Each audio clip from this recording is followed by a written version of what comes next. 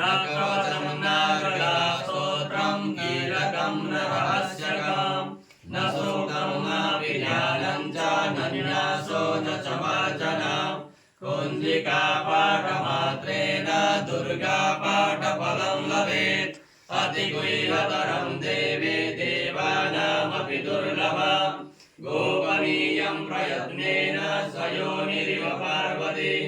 मारणं मोहनं वश्यस्तम्भनोच्चाटनादिकं पाठमात्रेण संसिद्धै कुञ्जिका स्तोत्रमुत्तमम् अथ मन्त्रः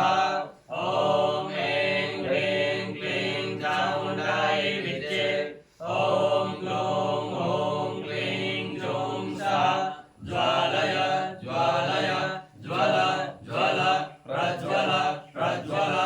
ऐं ह्रीं क्लीं चामुण्डायै विद्ये ज्वल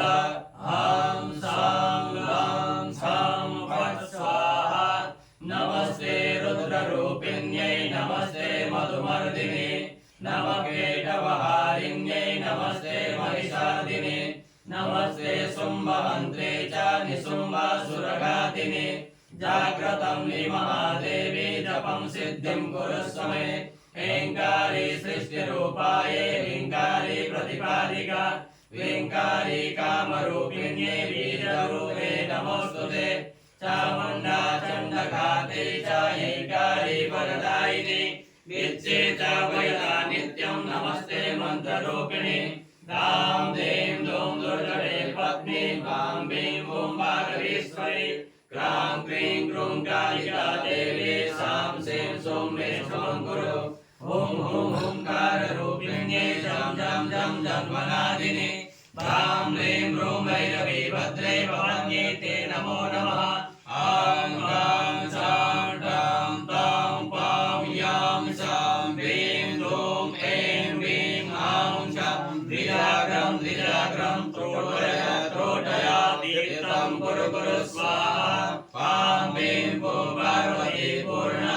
आं कीं कुं केचरी तथा सां सीं सूं सप्तशती देव्या मन्त्रसिद्धिं कुरुष्व मे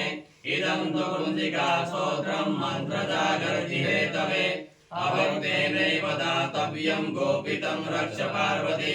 यस्तु कुञ्जिकया देवी हीनां सप्तशतीं पठेत् न तस्य जायते सिद्धिरन्येरोध